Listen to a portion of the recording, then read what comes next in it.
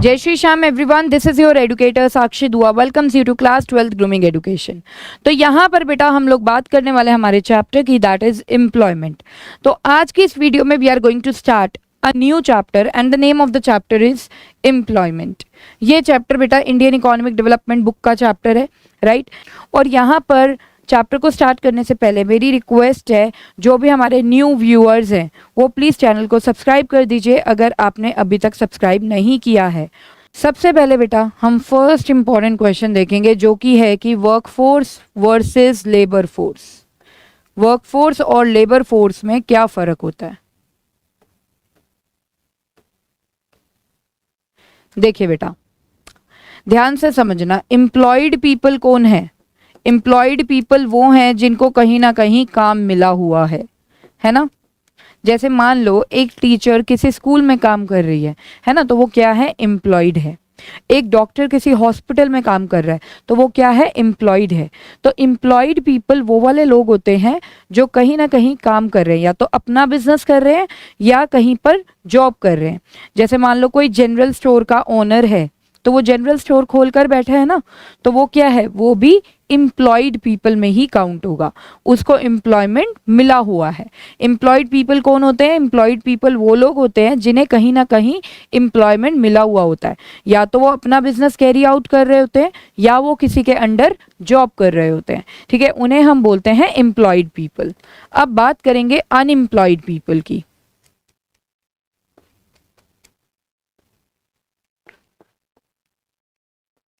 Unemployed people मतलब बेटा बेरोजगार लोग। मतलब अनएम्प्लॉयड पीपल वो वाले लोग होते हैं जो कहीं ना कहीं जॉब सर्च कर रहे हैं लेकिन उन्हें काम नहीं मिलता है। They are searching for work but they do not get any work. तो ऐसे लोगों को हम बोलते हैं अनएम्प्लॉयड पीपल। अब हम समझेंगे कि वर्क फोर्स में कौन आते हैं और लेबर फोर्स में कौन आते हैं। देखिए बेटा, employed people comes under work force. Employed people सारे के सारे किस में आते हैं? वर्क फोर्स में। मतलब अगर मैं बात करूं वर्क फोर्स की, तो वर्क फोर्स है वो लोग जो एक्चुअली में एम्प्लॉयड है, या तो वो अपना बिजनेस कर रहे हैं या फिर वो किसी के अंडर जॉब कर रहे हैं। अब हम बात करेंगे लेबर फोर्स की। लेबर फोर्स में बेटा दोनों लोग आते हैं, एम्प्लॉयड अनएम्प्लॉयड दोनों। लेबर फोर्स मतलब लेबर फोर्स में जब दोनों लोग आ गए, मतलब labour force constitute of the people who are actually working somewhere, जो कहीं ना कहीं काम कर रहे हैं, and it also constitute the people who are searching for work, जो काम को ढूंढ रहे हैं लेकिन उन्हें अभी तक काम नहीं मिला है, लेकिन वो काम को ढूंढ रहे हैं। तो बेटा अगर मैं यहाँ पर बात करूं तो आपने क्या देखा कि जो वर्क फोर्स है that is equal to employed people only, employed people। और जो लेबर फोर्स है बेटा,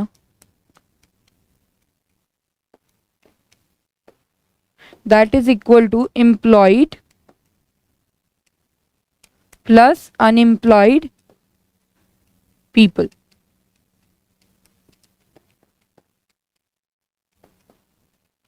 तो अब आप मुझे बताओ बेटा, नैरो कौन सा है और वाइडर टर्म कौन सा है ना।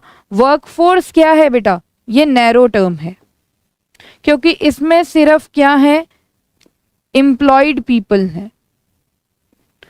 और लेबर फोर्स क्या है? एक वाइडर टर्म है, क्योंकि लेबर फोर्स के अंदर वर्क फोर्स भी आ ही गया है ना। ये जो एम्प्लॉयड पीपल है ये क्या है? ये वर्क फोर्स ही तो है।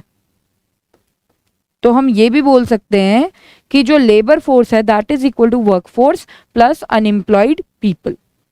क्लियर है? और वर्क फोर्स को कैसे बोल सकते हैं हम? Work force is equal to labour force minus unemployed people. Work force is equal to labor force minus unemployed people।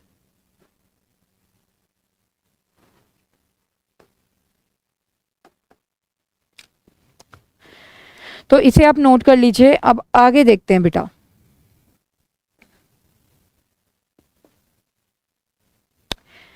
चलिए वर्कफोर्स के बारे में देखेंगे। It means the sum total of the persons who are actually working.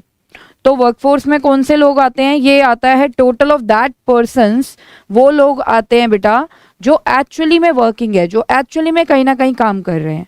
It refers to persons who are currently associated with some organization. Associated means related to some organization, जुड़े हुए हैं किसी organisation से, ठीक है।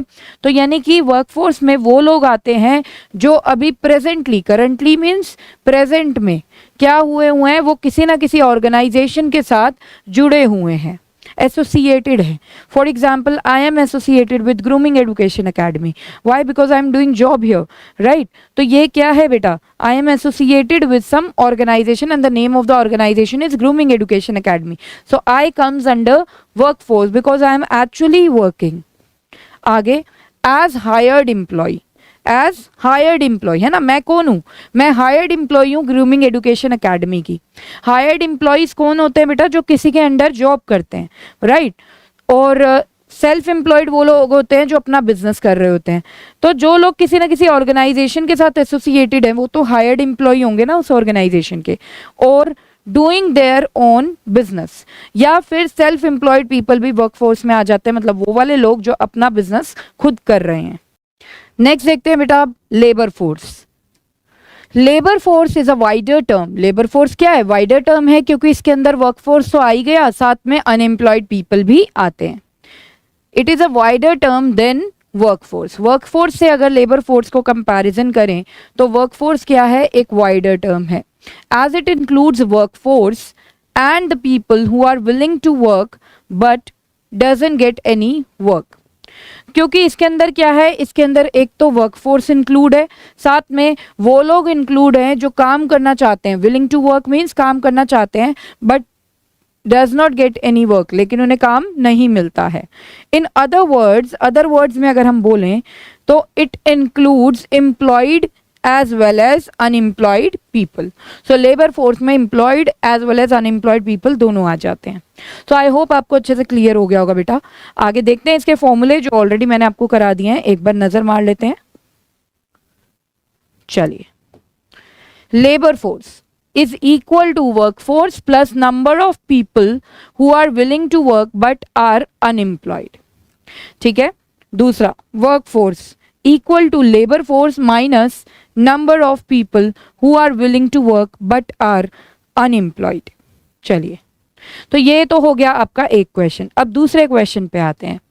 वर्कफोर्स पार्टिसिपेशन रेट क्या है या वर्कर्स पॉपुलेशन रेशो क्या है?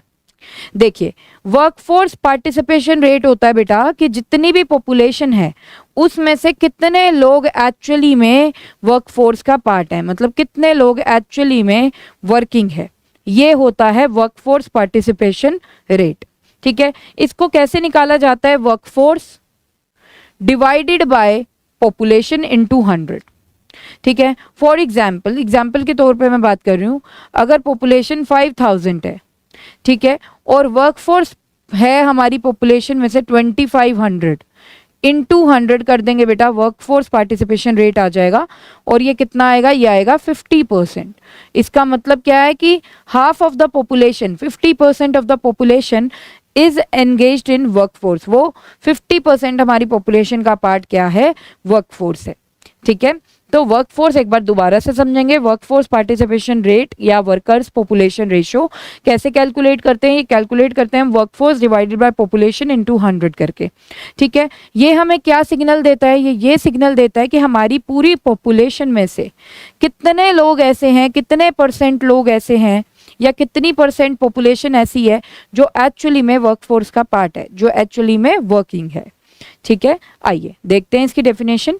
It is defined as a percentage of total population which is actually participating और involved in an economic activity. तो ये वो परसेंटेज ऑफ टोटल पॉपुलेशन बताता है जो एक्चुअली में पार्टिसिपेटिंग है इकोनॉमिक एक्टिविटी में या इन्वॉल्व्ड है इकोनॉमिक एक्टिविटी में।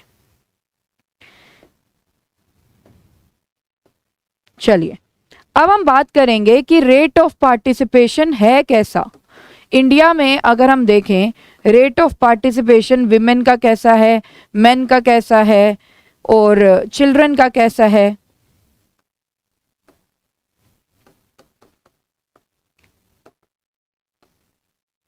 ना, और उसके पीछे के रीजंस। ये बहुत ही इंपॉर्टेंट क्वेश्चन होता है बेटा कि explain the rate of participation in India. तो जब भी कोई ऐसा क्वेश्चन आए ना तो आपको इंडिया को सबसे पहले क्या कर देना है, अर्बन एंड रूरल एरियाज में डिवाइड। ठीक है, तो अगर हम देखें, देखिए rate of participation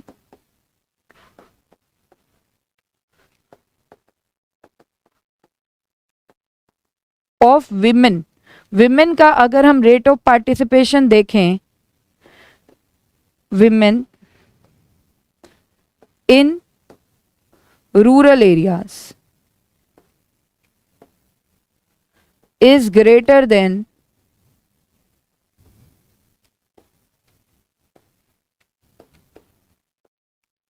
in urban areas।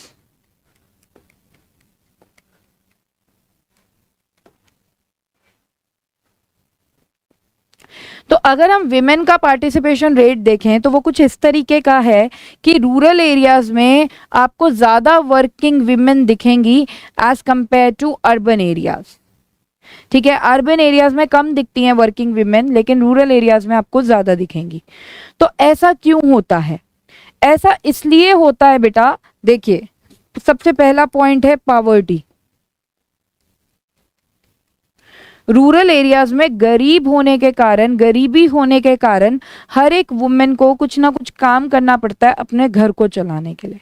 ठीक है, वो अपने हस्बैंड पे या अपने फादर पे डिपेंड नहीं हो सकती हैं कि उनके जो हस्बैंड या फादर हैं वो उनकी बेसिक रिक्वायरमेंट्स को पूरा कर देंगे, क्योंकि उनके फादर और उनके जो हस्बैंड है उनकी इनकम ही बहुत ज़्यादा कम होती है। तो it is because of the poverty they are compelled to work, उनको काम करना पड़ता है। ठीक है, तो यहाँ पर मोर विमेन आपको दिखेंगी रूरल एरियाज में as compare to urban areas. अब अर्बन एरियाज में क्यों कम विमेन दिखेंगी काम करती हुई? वो इसलिए बेटा क्योंकि अर्बन एरियाज में जो हस्बैंड्स हैं या जो फादर्स हैं they are able to earn a good amount of money, so they discourage their daughters or their wives to go out and to earn for the family। ठीक है, तो यहाँ पर गर्ल्स को एक रिलीफ मिल जाता है अर्बन एरियाज में कि उनके हस्बैंड या उनके जो फादर हैं वो बहुत अच्छा अर्न कर रहे होते हैं, तो फिर इसलिए उन्हें बैठे बिठाए उनकी बेसिक रिक्वायरमेंट्स पूरी कर दी जाती हैं, जिसकी वजह से अर्बन एरियाज में विमेन कम वर्किंग होती हैं। ठीक है, अब हम बात करें अगर बेटा चिल्ड्रन का rate of participation, rate of participation of children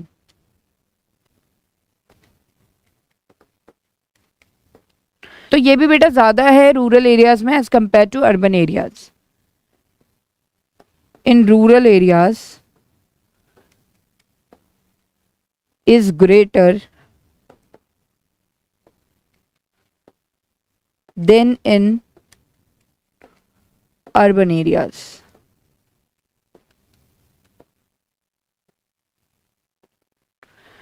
तो जो चिल्ड्रन का पार्टिसिपेशन है, चिल्ड्रन को भी अगर हम देखें बेटा तो रूरल एरियाज में more children are working as compare to children in urban areas. तो ऐसा क्यों? It is also because of poverty. Poverty की वजह से जो रूरल एरिया के लोग हैं, ठीक है, उनके बच्चों को भी काम करना पड़ता है, तभी वो अपनी बेसिक रिक्वायरमेंट्स को पूरा कर पाएंगे। वो बेटा अपने पेरेंट्स पे डिपेंड नहीं हो सकते हैं वहाँ के बच्चे, क्योंकि उन्हें पता है कि उनके पेरेंट्स तो इतना अच्छा अर्न करते ही नहीं है, उन्हें खुद ही अर्न करना होता है। तो इस वजह से वहाँ के चिल्ड्रन ज़्यादा वर्किंग है। लेकिन आप अर्बन एरियाज़ में देखो, हमारे पेरेंट्स हमें बहुत ज़्यादा सपोर्ट करते हैं क्योंकि उनकी इनकम काफ़ी अच्छी होती है ना, वो हमें अच्छा खासा सपोर्ट कर देते हैं। इवन ये तक बोलते हैं कि पहले ग्रेजुएशन कर लो फिर बाद में कोई ना कोई जॉब करना, है ना। तो ग्रेजुएशन के बाद ही हम लोग जॉब पे जाते हैं, मतलब हमारी higher education, secondary higher education, tertiary education होने के बाद हम लोग जॉब्स पे जाते हैं, और उससे पहले हमारे पेरेंट्स हमें स्किल्ड अच्छे से कर देते हैं। तो यहाँ पर अर्बन एरियाज़ में चिल्ड्रन का पार्टिसिपेशन रेट कम है, लेकिन रूरल एरियाज़ में चिल्ड्रन का पार्टिसिपेशन रेट ज़्यादा है। ठीक है, नेक्स्ट बेटा, अब अगर हम मेन का देखें तो मेन का भी सेम ही है बेटा, मेन का भी पार्टिसिपेशन रेट आपको रूरल एरियाज में ज़्यादा मिलेगा as compare to urban areas. कैसे मैम, मेन तो हर जगह ही वर्किंग होते हैं ना, चाहे वो अर्बन एरिया के हों या रूरल एरिया के। बेटा एक चीज़ समझना, देखिए रूरल एरियाज में जो लोग हैं, ठीक है, वो अपने फादर को इतना इजीली घर पे नहीं बिठा सकते इवन इन ओल्ड एज, है ना। वो यही बोलेंगे कि आपको अपने अकॉर्डिंग काम करना पड़ेगा वरना हमारा गुजारा नहीं चलेगा, because we are poor people. तो पावर्टी की वजह से वहाँ पे जितना भी आदमी, चाहे बूढ़ा कितना मर्जी क्यों ना हो जाए, उसे काम करना पड़ता है। बट अर्बन एरियाज में आपने देखा होगा जनरली हमारे जो फादर्स होते हैं वो हमारे ग्रैंडफादर को मना कर देते हैं after a certain age, 60 years above हो गए तो मना कर देते हैं कि अब आपसे काम नहीं होता, अब आप रहने दो, मैं हूं ना, मैं कमा के लाऊंगा और आपको दूंगा, आपकी जो भी नीड्स हैं वो मैं पूरी करूंगा, लेकिन अब आपको काम करने की नीड नहीं है। तो अर्बन एरियाज में ओल्ड एजेड जो मतलब मेन होते हैं उन्हें बिठा दिया जाता है घर पे कि नहीं आपको ज़रूरत नहीं है काम करने की, आपने पूरी ज़िंदगी काम किया, अब आप आराम से घर पे बैठो, है ना। लेकिन रूरल एरियाज़ में अनफॉर्चुनेटली जो फादर्स हैं वो ग्रैंड फादर्स को नहीं बिठा सकते, है ना। जो बच्चों के फिर ग्रैंड पेरेंट्स को घर पर नहीं बिठा सकते, उन्हें काम करना ही पड़ेगा। तो it is because of poverty men का भी पार्टिसिपेशन रेट रूरल एरियाज में ज़्यादा है as compare to urban areas. तो यहाँ पे आई होप गाइज आपको समझ में आ गया होगा। तो जब भी कोई ऐसा क्वेश्चन आए, explain the rate of participation in India, 3 point बनाने हैं। सबसे पहला, rate of participation of women is greater in rural areas as compare to urban areas, same for children and same for men. तो ऐसे आपको 3 points बनाने हैं और रीजन क्या देना है, पावर्टी का। चलिए आगे अब हम बात करेंगे बेटा सेक्टर्स ऑफ एम्प्लॉयमेंट की। इससे रिलेटेड 6 मार्कर का क्वेश्चन आ सकता है, तो ध्यान से समझना। देखिए सेक्टर्स ऑफ एम्प्लॉयमेंट को बेसिकली 2 में डिवाइड किया गया है। एक होता है फॉर्मल सेक्टर, जिसे हम ऑर्गेनाइज्ड सेक्टर भी बोलते हैं।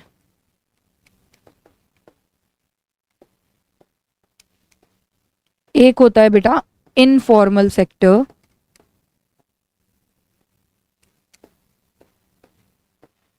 जिसे हम अनऑर्गेनाइज्ड सेक्टर भी बोलते हैं, अनऑर्गेनाइज्ड सेक्टर। ओके, तो अब ये फॉर्मल और इनफॉर्मल सेक्टर में क्या फ़र्क है। देखो बेटा, कहीं पे भी फॉर्मल आ जाता है तो मतलब वहाँ पे रूल्स एंड रेगुलेशंस को फॉलो किया जाता है, रूल्स बने हुए होते हैं और उसको फॉलो किया जाता है। लेकिन इनफॉर्मल सेक्टर में no one is bound to follow the rules. Rules हो भी सकते हैं, नहीं भी हो सकते, लेकिन कोई भी बाउंड नहीं है कि उसे रूल्स को क्या करना है, फॉलो करना है। ठीक है, तो ये होता है इनफॉर्मल सेक्टर। तो अगर हम देखें कि हमारे इंडिया में कैसी कैसी जॉब्स हैं, तो उन जॉब्स को बेटा 2 सेक्टर्स में डिवाइड किया गया है, एक फॉर्मल एक इनफॉर्मल सेक्टर। अब समझते हैं बेटा फॉर्मल एंड इनफॉर्मल सेक्टर में क्या होता है। देखिए गवर्नमेंट ने बहुत से रूल्स एंड रेगुलेशन बनाए हैं कि लेबर का एक्सप्लॉयटेशन ना हो, वर्कर का एक्सप्लॉयटेशन ना हो जो काम पर है ना।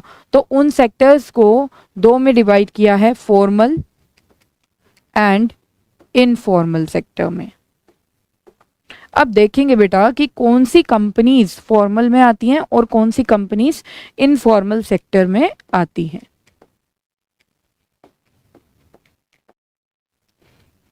देखिए फॉर्मल सेक्टर में बेटा जितनी भी पीएसयूज हैं वो सब आएंगी। पीएसयूज मतलब पब्लिक सेक्टर अंडरटेकिंग्स या पब्लिक सेक्टर इंटरप्राइजेस, जिन्हें हम पीएसईज भी बोल देते हैं। ये पीएसयूज एंड पीएसईज क्या होती हैं, ये होते हैं बेटा गवर्नमेंट की कंपनीज। ये वो वाली कंपनीज होती हैं जिनका गवर्नमेंट ही ओनर है, गवर्नमेंट ही मैनेजर है, गवर्नमेंट ही कंट्रोलर है। वो वाली कंपनीज सारी की सारी फॉर्मल सेक्टर में आती हैं, चाहे उनमें 1 एम्प्लॉय हो या 10 एम्प्लॉय हो या 15 एम्प्लॉय हो या 20 एम्प्लॉय हो या 50 एम्प्लॉयज हो, है ना। तो वो वाली कंपनीज जो गवर्नमेंट की हैं, जिन्हें हम क्या बोलते हैं, पब्लिक सेक्टर अंडरटेकिंग्स या पब्लिक सेक्टर इंटरप्राइजेस, वो सारी की सारी कहाँ आएंगी, फॉर्मल सेक्टर में। ठीक है, अब बेटा बात करते हैं गवर्नमेंट की कंपनीज, तो हमें पता लग गया regardless of the number of employees, कितने भी हो नंबर ऑफ एम्प्लॉयज, गवर्नमेंट की अगर कंपनी है तो वो कहाँ आनी है, वो फॉर्मल सेक्टर में आनी है। अब मैम प्राइवेट सेक्टर की अगर हम बात करें, यानी कि private companies, private sector companies वो कहाँ जाती हैं? तो बेटा प्राइवेट सेक्टर कंपनीज को डिवाइड किया गया है, फॉर्मल में भी और इनफॉर्मल में भी दिखेंगी, ठीक है। प्राइवेट सेक्टर कंपनीज को इस तरीके से प्लेस किया गया है फॉर्मल एंड इनफॉर्मल सेक्टर में on the basis of number of employees working in that company.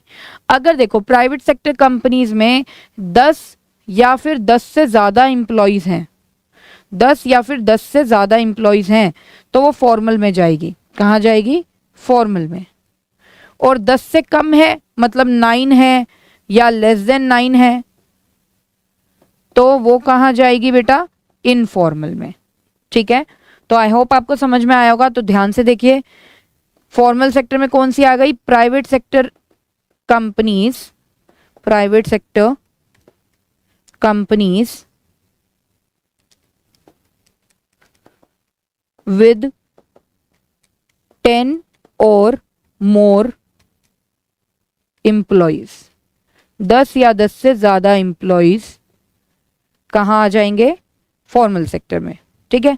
और इनफॉर्मल सेक्टर में वो प्राइवेट कंपनीज आएंगी बेटा, प्राइवेट कंपनीज जो छोटी होती हैं, जिन्होंने कम एम्प्लॉयज को एम्प्लॉय कर रखा होता है, विद 9 और लेस एम्प्लॉयज। तो इस तरीके से, तो एक बार दोबारा से समझते हैं। देखिए फॉर्मल सेक्टर में कौन कौन सी आ गई? गवर्नमेंट की तो सारी ही आ गई, चाहे उसमें नंबर ऑफ एम्प्लॉयज 1 है, चाहे 10 है, चाहे 15 है, चाहे 5 है, जितने भी गवर्नमेंट की जितनी भी गवर्नमेंट की कंपनीज हैं वो सारी की सारी फॉर्मल सेक्टर में है। दूसरा, प्राइवेट सेक्टर कंपनीज वो वाली बेटा जिनमें 10 या 10 से ज़्यादा एम्प्लॉयज हैं वो फॉर्मल सेक्टर में हैं, क्योंकि they are bound to follow the rules and regulations related to employment which are being prepared by the government, okay. But informal sector में छोटी मोटी कंपनीज आती हैं, प्राइवेट सेक्टर की वो वाली कंपनीज आती हैं जो 9 या 9 से कम वर्कर्स या एम्प्लॉयज उन्होंने एम्प्लॉय कर रखे हैं। These companies which are placed in informal sector are not bound to follow the rules and regulations of the government. चलिए अब आगे और डिफरेंसेस देखते हैं। सबसे पहले बात करेंगे बेटा on the basis of meaning.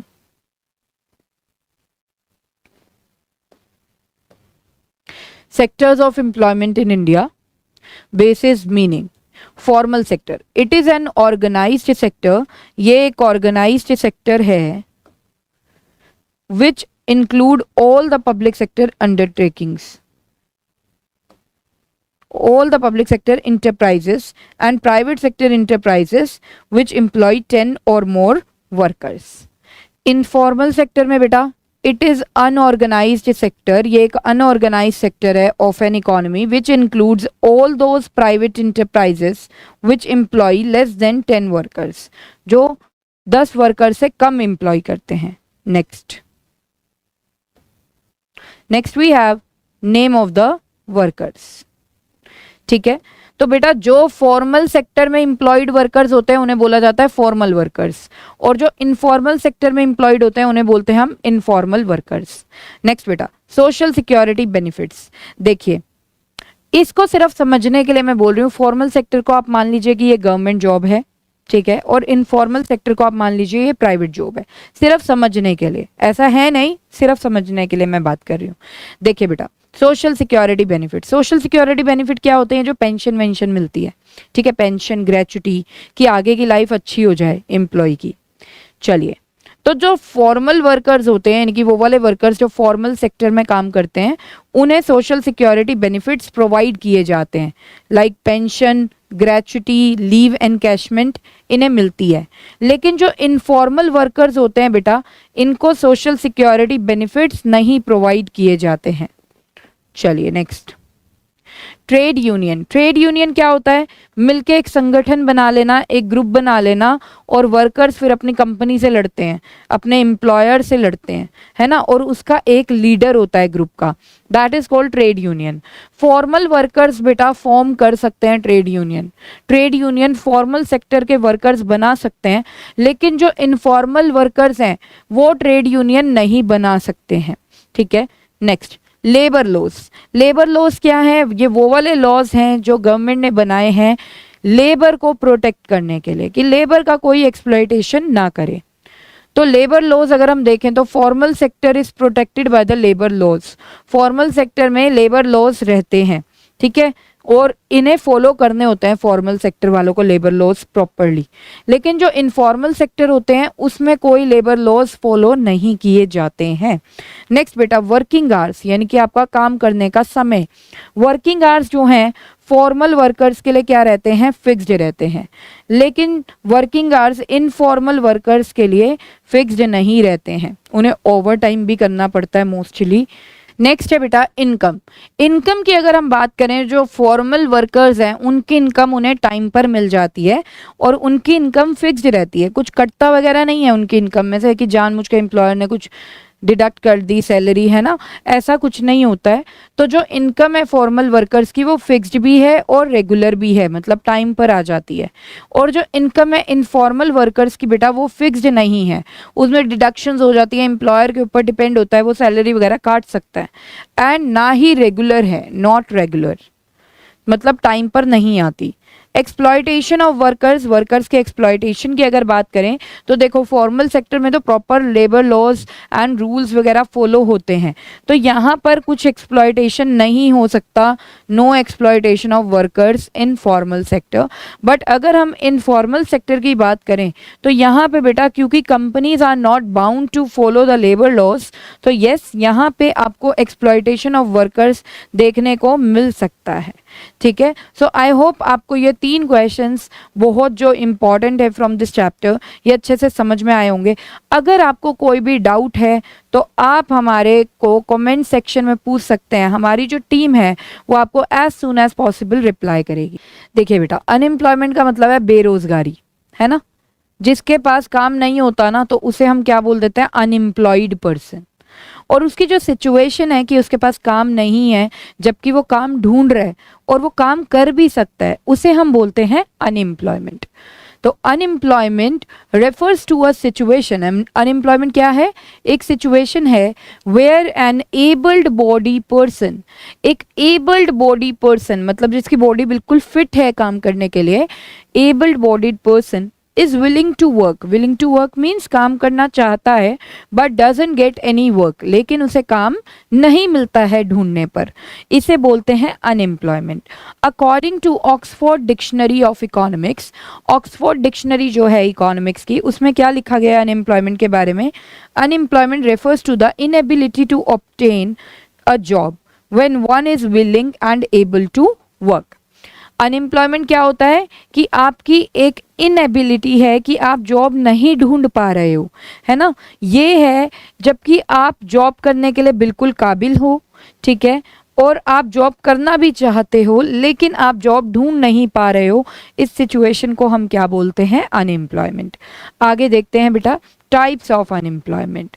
अब अनएम्प्लॉयमेंट की कैटेगरीज बहुत सारी हैं, ठीक है, तो यहाँ पर आप देख सकते हैं आपको जो कैटेगरीज दी गई हैं टाइप्स ऑफ अनएम्प्लॉयमेंट, 1 बाय 1 हर एक टाइप को बेटा डिस्कस करने वाले हैं। सबसे पहले बात करेंगे ओपन अनएम्प्लॉयमेंट की। ओपन अनएम्प्लॉयमेंट, ध्यान से सुनिएगा, ओपन अनएम्प्लॉयमेंट। ओपन अनएम्प्लॉयमेंट क्या होता है बेटा कि आप जॉब ढूंढ रहे हो और आप जॉब करना भी चाहते हो, आप पूरी फुल टाइम की जॉब करना चाहते हो, जैसे कि हम जानते हैं 8 आवर्स होते हैं जॉब के वर्किंग आवर्स, तो आप पूरा 8 आवर्स का काम ढूंढ रहे हो लेकिन आपको जॉब नहीं मिलती है, तो आप सोचते हो कि कोई बात नहीं, अगर आधे घंटे का भी काम मिला ना तो मैं कर लूँगी, लेकिन अनफॉर्चुनेटली आपको आधे घंटे का भी काम नहीं मिलता है, तो you are open unemployed. Open unemployed मतलब बिल्कुल भी काम नहीं मिलना, आधे घंटे का भी काम आपके पास नहीं है, है। आपने इस इंटेंशन से भी जॉब नहीं ढूंढी कि सिर्फ 8 आवर्स की मिलेगी तो मैं करूँगा, नहीं तो मैं नहीं करूँगा। आपने ये सोचा कि अगर 30 मिनट्स की भी जॉब मिल गई तो मैं कर लूँगा, लेकिन आपको 30 मिनट्स की भी जॉब नहीं मिलती है, तो ऐसी सिचुएशन को जहाँ पर आप बिल्कुल ही अनएम्प्लॉयड होते हो उसे बोलते हैं बेटा ओपन अनएम्प्लॉयमेंट। नेक्स्ट अब हम बात करेंगे फ्रिक्शनल अनएम्प्लॉयमेंट। फ्रिक्शनल अनएम्प्लॉयमेंट क्या होता है कि एक जॉब से दूसरे जॉब ज्वाइन करने में जो आप अनएम्प्लॉयड रहते हो उसे बोलते हैं फ्रिक्शनल अनएम्प्लॉयमेंट। जैसे फॉर एग्जाम्पल बेटा राम है, राम एक स्कूल में टीचर है, ठीक है, तो राम ने नोटिस पीरियड दे दिया अपने प्रेजेंट स्कूल में क्योंकि वो किसी दूसरे स्कूल में जॉब करना चाहता है। तो यहाँ पर जो उसका प्रेजेंट वाला स्कूल है उन्होंने बोला कि ठीक है आप 15 जून तक आ जाओ, उसके बाद आप मत आना। 15 जून आपका लास्ट डे है हमारे स्कूल में, ठीक है, उसके बाद हमारे पास फिर न्यू टीचर अरेंज हो जाएगा। और जो आगे जिस स्कूल में जाना है उन्होंने बोला कि 1 जुलाई 2023 तक आप आना हमारे से, मतलब आप ज्वाइन करना 1 जुलाई 2023 में, ठीक है। तो अब राम बेटा 16 जून 2023 से लेकर एंड ऑफ द जून तक जो वो घर पर बैठा रहा कि नया स्कूल ज्वाइन करने में अभी टाइम है, इस टाइम पीरियड को हम बोलते हैं फ्रिक्शनल अनएम्प्लॉयमेंट। तो फ्रिक्शनल अनएम्प्लॉयमेंट बेटा तब अराइज होता है जब हम एक जॉब से दूसरी जॉब स्विच करते हैं, ठीक है। Next structural unemployment. अब ये स्ट्रक्चरल अनएम्प्लॉयमेंट को टेक्नोलॉजिकल अनएम्प्लॉयमेंट भी बोला जाता है। मतलब जब कोई एक बढ़िया टेक्नोलॉजी आती है तो जो प्रीवियस टेक्नोलॉजी थी उसके वर्कर्स की जॉब चली जाती है। जैसे फॉर एग्जाम्पल बेटा पहले कीपैड मोबाइल फोन्स बनते थे, है ना, उनकी डिमांड थी, तो जो वर्कर्स को कीपैड मोबाइल फोन्स बनाने आते थे उनकी डिमांड मार्केट में बहुत ज़्यादा थी।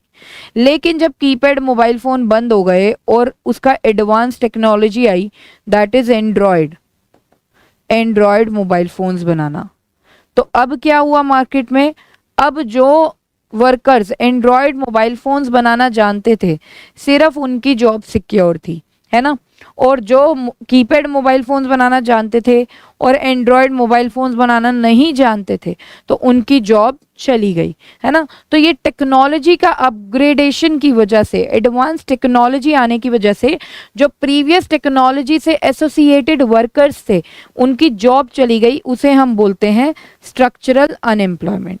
यानी कि structural unemployment arises due to change in level of technology. Next बेटा साइक्लिकल अनएम्प्लॉयमेंट।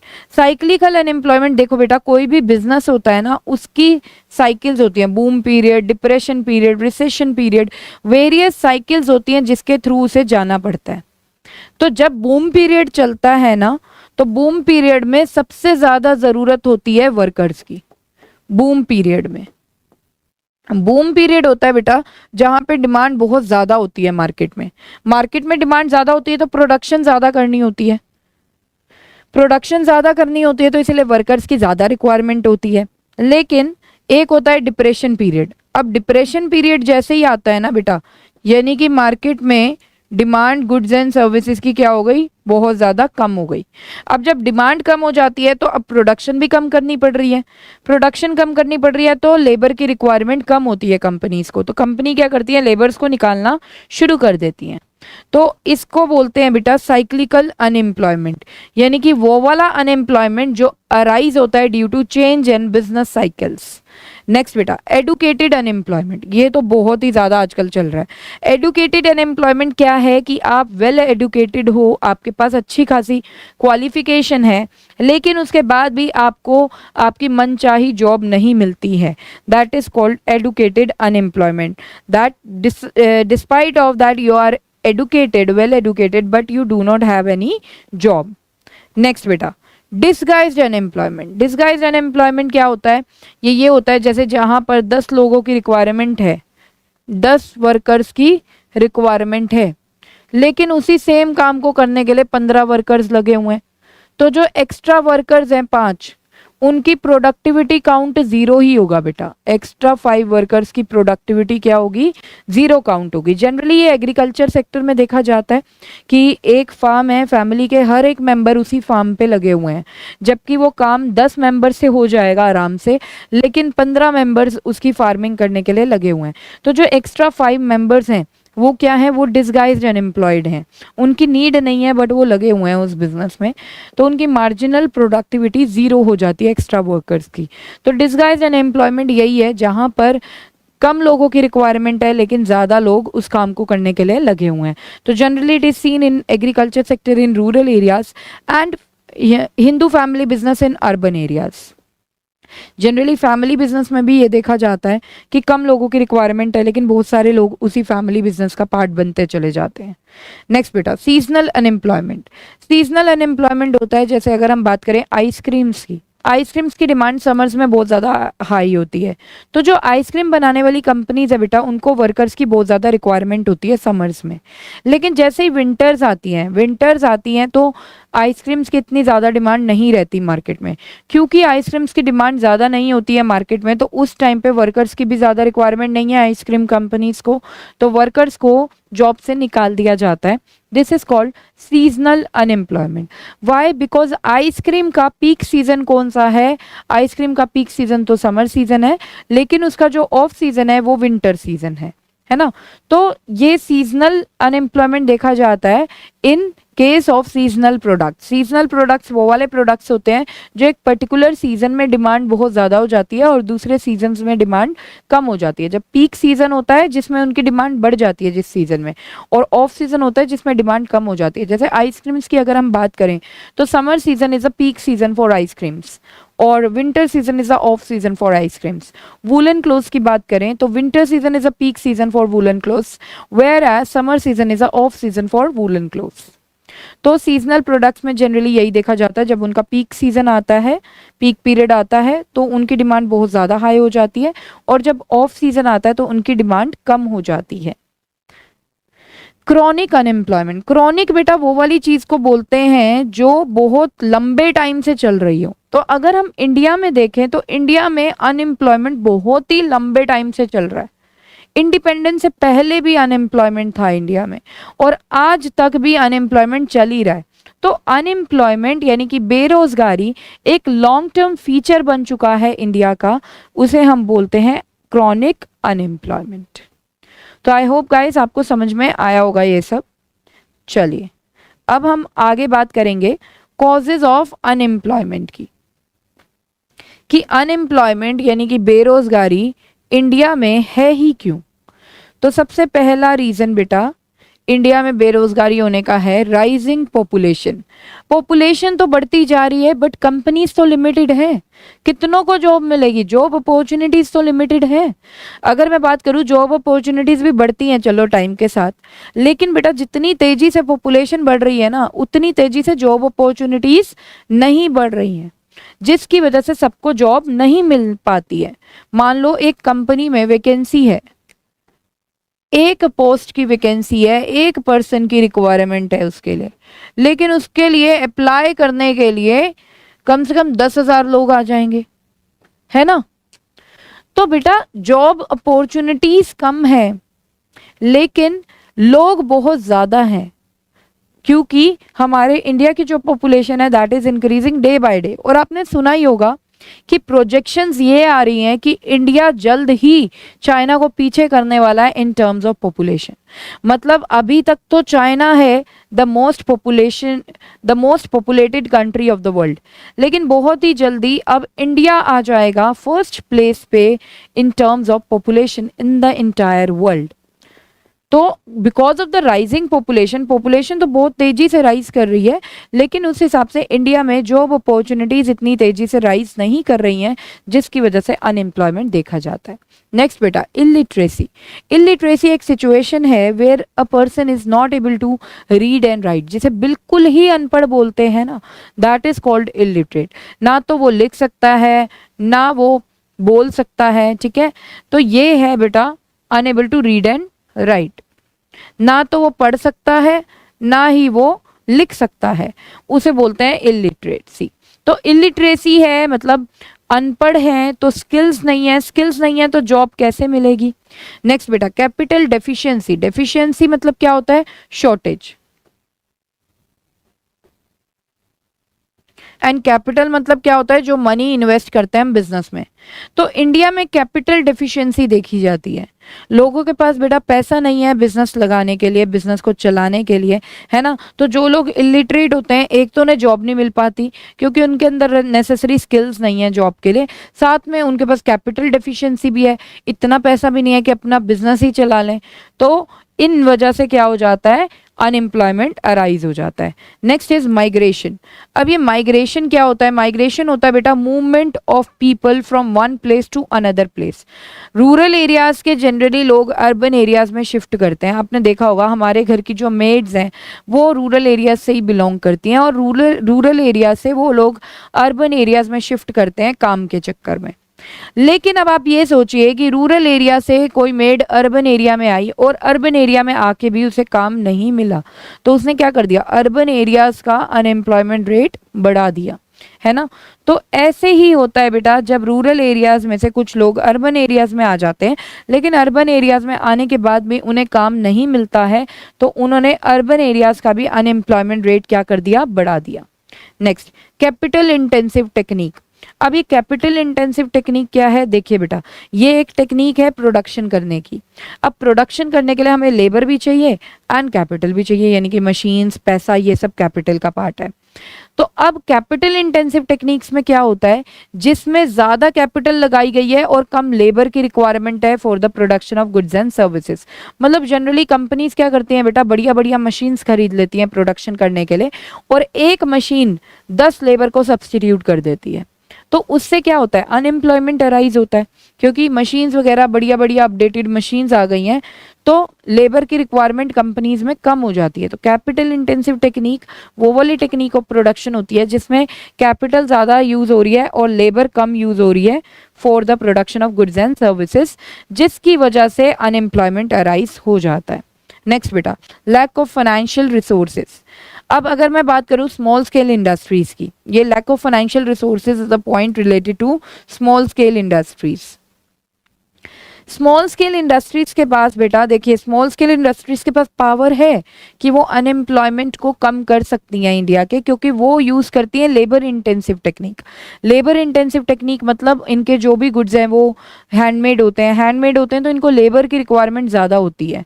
लेकिन प्रॉब्लम ये आती है कि इनके पास फाइनेंशियल रिसोर्सेज की कमी होती है, इनके पास पैसों की कमी होती है। जो स्मॉल स्केल इंडस्ट्रीज चला रहे होते हैं उनके पास जब पैसों की कमी होती है तो वो proper advertisement, proper raw material purchase करना नहीं कर पाते हैं, जिसकी वजह से स्मॉल स्केल इंडस्ट्रीज ठीक से चल नहीं पाती हैं।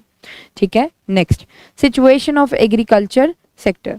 एग्रीकल्चर सेक्टर की तो सिचुएशन खराब ही है इंडिया के। आप देखो बैकवर्ड टेक्नोलॉजीज यूज हो रही हैं, ठीक है, तो प्रॉपरली वो सेक्टर ग्रो नहीं कर पा रहा है। और जनरली अगर देखा जाए तो एग्रीकल्चर सेक्टर पे ही लोग डिपेंड होते हैं रूरल एरियाज के, है ना। उनका जो खाना पीना है वो सब एग्रीकल्चर सेक्टर से ही आता है। लेकिन जब वहाँ का एग्रीकल्चर सेक्टर ही ठीक नहीं है बेटा, और इतने सारे लोग उसमें डिपेंडेंट हैं, एग्रीकल्चर सेक्टर इतना ग्रो नहीं कर पा रहा जितने लोग उसके अंदर काम कर रहे हैं, तो उसमें डिसगाइज्ड अनएम्प्लॉयमेंट की सिचुएशन देखी जा रही है। ठीक है, तो इतना फायदा एग्रीकल्चर सेक्टर क्योंकि ठीक नहीं है, तो वो भी एक रीजन है अनएम्प्लॉयमेंट का। और अगर फर्दर हम बात करें तो बेटा हमारा जो एजुकेशन सिस्टम है उसमें भी प्रॉब्लम है। एजुकेशन सिस्टम में क्या प्रॉब्लम है कि देखिए, इतनी बढ़िया बढ़िया एजुकेशन अटेन करने के बाद भी बच्चों को उनकी मनचाही जॉब नहीं मिलती। क्यों नहीं मिलती? क्योंकि जो हमारा एजुकेशन सिस्टम है ना वो थियोरेटिकल ज़्यादा है, प्रैक्टिकल नॉलेज उसमें कम दी जाती है। बच्चा एजुकेशन तो अटेन कर रहा है, बीबीए कर रहा है, एमबीए कर रहा है, बट अल्टीमेटली उसको यही नहीं पता कि उसे कंपनी में जाके कौन सा काम करना है। तो वहाँ पर वो बच्चे का करियर सेट करने का जो सक्सेस रेट है वो कम हो जाता है। तो हमारा जो एजुकेशन सिस्टम है हमें उसके अंदर भी चेंजेस लाने पड़ेंगे। तो हमारा एजुकेशन सिस्टम भी बेटा डिफेक्टिव है। तो ये तो थे कुछ causes of unemployment in India. अब हम बात करेंगे जॉबलेस ग्रोथ की ये बेटा 1 मार्कर में पूछा जा सकता है एमसीक्यू में। जॉबलेस ग्रोथ, देखिए ग्रोथ कब होती है किसी इकोनॉमी की, जब उसकी प्रोडक्शन कैपेसिटी इंक्रीज हो जाती है या actual production goods and services की इंक्रीज हो जाती है। लेकिन यहाँ पर क्या बोल रहे हैं, जॉबलेस ग्रोथ। ग्रोथ तो हुई है, मतलब प्रोडक्शन तो इंक्रीज हुई है, इंक्रीज इन प्रोडक्शन, लेकिन जॉब उतनी की उतनी ही है, जॉब इंक्रीज नहीं हुई है। जैसे फॉर एग्जाम्पल बेटा, अगर मैं लेबर की बात करूं तो लेट सपोज 10 लेबर लगी हुई है और जो प्रोडक्शन है वो हो रही है 10,000 यूनिट्स की। लेकिन अब नेक्स्ट सिचुएशन की बात करते हैं, 10 ही लेबर है लेकिन प्रोडक्शन होने लग गई है 15,000 यूनिट्स की। तो यहां पर अगर हम देखें तो जॉब नहीं बढ़ी, क्योंकि लेबर तो उतने ही एम्प्लॉयड है ना, जॉब नहीं बढ़ी लेकिन प्रोडक्शन लेवल बढ़ गया। अब क्योंकि प्रोडक्शन लेवल बढ़ा है तो यानी कि आउटपुट जनरेट हो गया, आउटपुट ज्यादा जनरेट हुआ है तो मतलब आउटपुट बिकेगा मार्केट में, इनकम ज्यादा जनरेट होगी पहले से, है ना, और वो इनकम किस में बटने वाली है, लोगों में, राइट। तो यहाँ पे ग्रोथ हुई है लेकिन लेबर उतनी की उतनी है, सेम लेबर से, इसको बोलते हैं जॉबलेस ग्रोथ।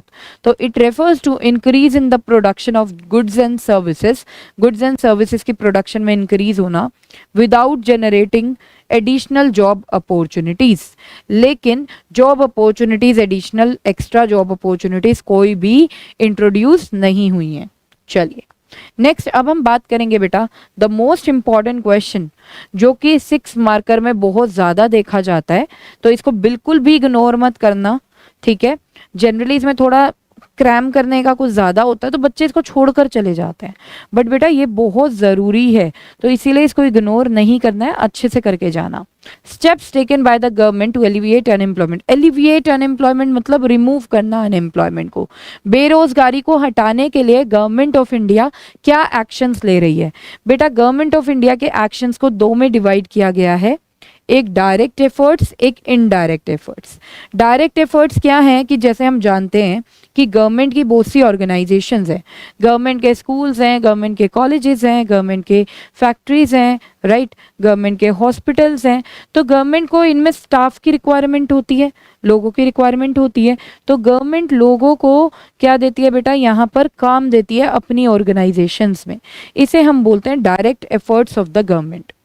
इनडायरेक्ट एफर्ट्स क्या होते हैं, इनडायरेक्ट एफर्ट्स होते हैं कि गवर्नमेंट कुछ ऐसा करती है जिससे कि प्राइवेट सेक्टर कंपनीज में भी एम्प्लॉयमेंट जनरेट हो, प्राइवेट सेक्टर कंपनीज को भी वर्कर्स की रिक्वायरमेंट हो जाए। तो इस तरीके से government direct efforts and indirect efforts को डालते हुए एम्प्लॉयमेंट को जनरेट करने की कोशिश करती है इकोनॉमी में, ताकि अनएम्प्लॉयमेंट क्या हो जाए, कम हो जाए। तो आइए देखते हैं, सबसे पहले बेटा measures taken to alleviate unemployment में 2 टाइप ऑफ मेजर्स की, special measures and general measures. अब ये स्पेशल मेजर्स क्या है, ये है बेटा एम्प्लॉयमेंट जनरेशन स्कीम्स, जो गवर्नमेंट ने स्कीम बनाई हुई है, आपने एमजी नरेगा सुनी होगी, है ना, तो वो क्या है, एम्प्लॉयमेंट जनरेशन स्कीम है। तो जो भी एम्प्लॉयमेंट जनरेशन स्कीम्स गवर्नमेंट ने बनाई है, ठीक है, उसे हम बोलते हैं special measures of the government. General measures जो नॉर्मल मेजर्स लिए जाते हैं, नॉर्मल स्टेप्स लिए जाते हैं। आइए 1 बाय 1 बेटा हम देखेंगे कि स्पेशल मेजर्स कौन से हैं, यानी कि गवर्नमेंट ने कौन कौन से प्रोग्राम्स बनाए हैं अनएम्प्लॉयमेंट को हटाने के लिए इकोनॉमी में। देखिए सबसे पहला programme rural employment generation programme. अब इसमें क्या होता है, रूरल एम्प्लॉयमेंट जनरेशन प्रोग्राम, नाम से पता लग रहा है ना, ये किसमें है, रूरल एरियाज में, rural areas and small towns में इस स्कीम को अप्लाई किया जाता है। अच्छा, इस स्कीम का एम क्या है, एम ये है creating self employment opportunities in rural areas and small towns, कि small towns and rural areas में सेल्फ एम्प्लॉयमेंट अपॉर्चुनिटीज को क्रिएट किया जाए। सेल्फ एम्प्लॉयमेंट अपॉर्चुनिटीज मतलब जो लोग अपना बिजनेस खुद करते हैं, तो लोग अपना बिजनेस खुद करें, उनके पास अपना कुछ काम हो करने को। इसको इंक्रीज करने के लिए, ऐसी अपॉर्चुनिटीज इंक्रीज करने के लिए गवर्नमेंट ने इस स्कीम को लॉन्च किया है। अब गवर्नमेंट इस स्कीम में क्या स्पेशल कर रही है जिससे कि सेल्फ एम्प्लॉयमेंट अपॉर्चुनिटीज क्रिएट होंगी? तो बेटा गवर्नमेंट दे रही है फाइनेंशियल हेल्प, गवर्नमेंट दे रही है लोगों को फाइनेंशियल हेल्प। जो पुअर पीपल हैं उन्हें फाइनेंशियल हेल्प दी जा रही है in the form of bank loans. Government bank loan दे रही है उन लोगों को जिनको ज़रूरत है, जो सेटअप करना चाहते हैं अपना कोई ना कोई बिजनेस, जिससे कि सेल्फ एम्प्लॉयमेंट अपॉर्चुनिटीज डेवलप हों। ठीक है, ये गवर्नमेंट लोन दे रही है, बैंक लोन दे रही है उन लोगों को जो स्मॉल इंडस्ट्रीज वगैरह सेटअप करना चाहते हैं। तो आइए एक बार रिकॉल करते हैं। Rural employment generation programme, it aims at creating self-employment opportunities in rural areas and small towns. One can get financial help in the form of bank loans to set up small industry. Next बेटा, next अब हम बात करेंगे national food for work programme की।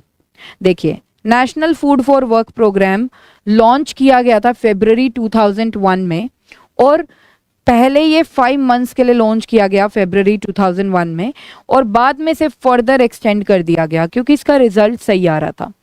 इस programme का main M क्या था? मेन एम ये था कि फूड सिक्योरिटी आ जाए।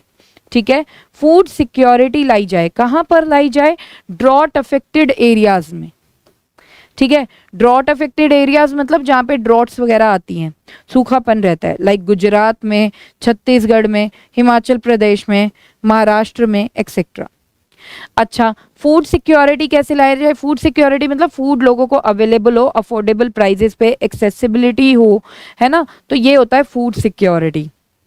और जो फूड अवेलेबल है वो भी अच्छी क्वालिटी का होना चाहिए, प्रॉपर विटामिन्स एंड मिनरल्स उसके अंदर होने चाहिए। तो फूड सिक्योरिटी अवेलेबल हो थ्रू वेज एम्प्लॉयमेंट, मतलब लोग काम करें, लेकिन जब काम करने के बाद उन्हें जो पैसा दिया जाएगा ना, पैसों के साथ उन्हें क्या दिए जाएंगे? फूड ग्रेन्स भी दिए जाएंगे। ठीक है, तो आगे देखते हैं। The centre makes available appropriate quantity of food grains free of cost. तो यहाँ पर जो भी गवर्नमेंट है उसने क्या किया? अवेलेबल कराया अपनी स्कीम में फूड ग्रेन्स को फ्री ऑफ कॉस्ट। नेक्स्ट है बेटा प्रधानमंत्री रोजगार योजना। अब ये योजना जो थी ये कौन कौन से एरियाज में स्टार्ट की गई थी?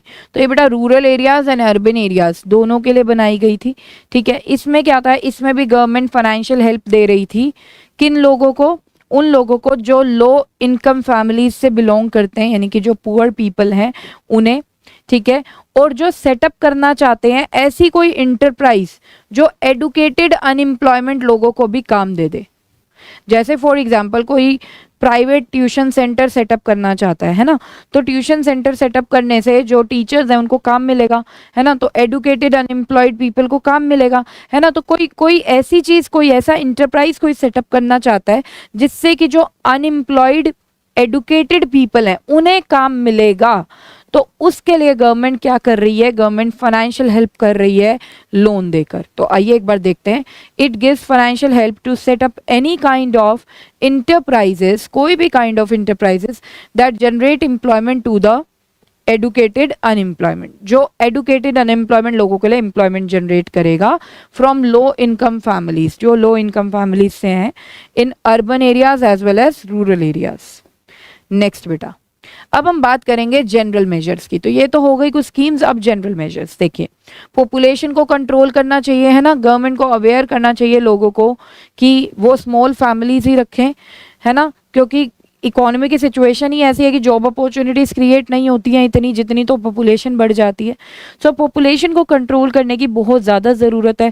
लोगों को गवर्नमेंट अवेयर करे about the benefits of having small size of families. Next बेटा, reforms in education policies. Education policies में रिफॉर्म आना चाहिए। बच्चों को सिर्फ बुकिश नॉलेज नहीं देनी चाहिए, बुकिश नॉलेज के साथ साथ प्रैक्टिकल नॉलेज भी देनी चाहिए, ताकि उनकी जो स्किल्स हैं वो बढ़े, जो नॉलेज है वो एनहेंस हो और उन्हें इजीली जॉब मिल जाए। नेक्स्ट बेटा, diversification of farm activities. Generally rural areas में देखा जाता है कि हर कोई फार्म एक्टिविटी में ही एंगेज्ड है, जिसकी वजह से वहां पर क्या मिल रहा है? वहां पर दिख रहा है हमें डिसगाइज्ड अनएम्प्लॉयमेंट। तो डिसगाइज्ड अनएम्प्लॉयमेंट को अगर हमें हटाना है तो वहां पर डाइवर्सिफिकेशन लाना पड़ेगा। डाइवर्सिफिकेशन मतलब वैरायटी लानी पड़ेगी, मतलब और भी चीज़ें वहाँ पे इंट्रोड्यूस करनी पड़ेंगी जहाँ से लोग पैसा कमा सकते हैं, क्योंकि ताकि वो दूसरी चीज़ों में पैसा कमाने के लिए सिर्फ फार्म एक्टिविटीज़ को छोड़कर नॉन फार्म एक्टिविटीज़ में भी जाएं, तो डाइवर्सिफिकेशन हमें करना पड़ेगा। सो आई होप गाइज आपको यहाँ पर ये सारी चीज़ें समझ में आई होंगी। अगर आपको कोई भी चीज़ इसमें से समझ नहीं आई है तो आप हमें कमेंट सेक्शन में रिप्लाई कर सकते हैं, अपना डाउट पूछ सकते हैं। हमारी जो टीम है वो एज सून एज पॉसिबल आपको रिप्लाई करेगी। आई होप ये वीडियो आपको काफ़ी इन्फॉर्मेटिव लगेगी एंड यहाँ पर इजाज़त चाहती हूँ सेशन को एंड करने की। मिलते हैं हमारे नेक्स्ट सेशन में। Till then bye bye, take care, जय श्री श्याम।